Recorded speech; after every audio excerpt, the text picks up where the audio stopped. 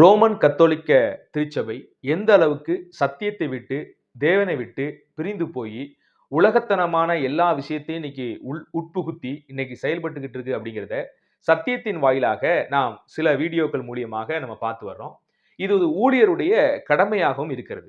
அன்றைக்கு இஸ்ரவேல் மக்களிடத்துல இருந்த தீர்க்கதரிசிகள் எல்லாம் இந்த மாதிரி தான் செயல்பட்டாங்க. அப்போஸ்தலர்களும் இப்படிதான் திருச்சபைக்குள்ளும் செயல்பட்டாங்க. அன்னைக்கு திருச்சபைக்குள்ள துருபதேசம் வரும் பொழுது அப்போஸ்தலர்கள் எல்லாம் கூடி என்ன செய்யறாங்க, அதை கண்டம் பண்றாங்க, கடிந்து கொள்றாங்க, விவரித்து சத்தியத்தை அன்னைக்கு எடுத்து சொல்றாங்க.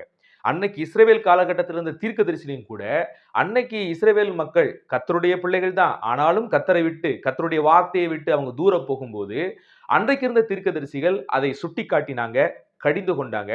அதனால இன்னைக்கு அந்த ஊழியம் அது கர்த்தர் செய்யற ஊழியமாகத்தான் இருக்குது. அதை அநேகர் புரிந்து கொள்ளாம நிறைய விஷயங்களை பேசுகிறதாக பார்க்கிறோம். சரி, அறியாமையில் இருக்கிற ஜனங்கள் அப்படிதான் பேசுவீங்க. ஆனாலும் ஊழியராய் தேவனுடைய பணியாளராய் இதை செய்ய வேண்டியது எங்களுடைய கடமையா இருக்கிறது. அதுல கடைசி வீடியோவுல உத்தரிப்பு ஸ்தலம் எப்படி சுவிசேஷத்துக்கு எதிராக இருக்கிறது, கர்த்தராகிய இயேசு கிறிஸ்துவினுடைய சிலுவை பலியை அவமதிக்கிறது அப்படிங்கிறது குறித்து டீட்டெயிலா அதுல நான் பேசியிருப்பேன்.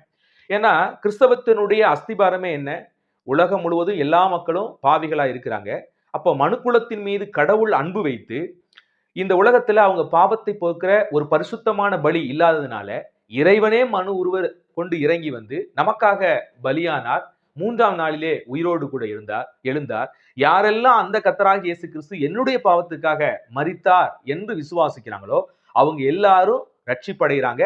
அதுக்கப்புறம் கிறிஸ்தவ போதனை என்ன? ரட்சிக்கப்பட்ட பிறகு கர்த்தருடைய வார்த்தையின்படி வாழ பரிசுத்த ஆவியானவரை அவங்களுக்குள்ள கொடுத்து தேவன் வழி நடத்துகிறார். இதுதான் சுவிசேஷம். இந்த சுவிசேஷத்தை யாரெல்லாம் இந்த பூமியில உலகமெங்கிலும் போய் சர்வ சிருஷ்டிக்கும் சுவிசேஷத்தை அறிவிக்க சொன்னார் ஆண்டவராய் இயேசு கிறிஸ்து. அந்த சுவிசேஷத்தை யாரெல்லாம் கேட்டு மனம் திரும்பி வர்றாங்களோ அவங்க எல்லாம் ரட்சிக்கப்படுறாங்க, தேவனுடைய ராஜ்யத்துக்கு உரியவங்களா மாறுறாங்க. இதான் கிறிஸ்தவ போதனை. ஆனா இதற்கு நேர் எதிராக உத்தரிப்பு ஸ்தலம் என்கிற ஒரு ஸ்தலம் இருக்குது.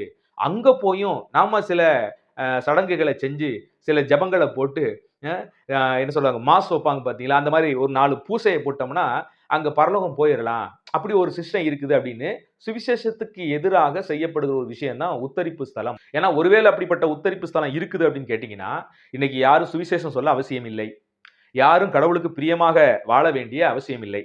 எல்லா மனிதனும் எப்படி வேணாலும் வாழ்ந்துட்டு என்ன செய்யலாம், ஆமா, ஆண்டவரை நம்பாம எப்படி வேணாலும் வாழ்ந்துட்டு போயிட்டு இயேசுநாதருக்கு சிலுவையிலெல்லாம் பலியானாரு, அதெல்லாம் தேவையே இல்லை.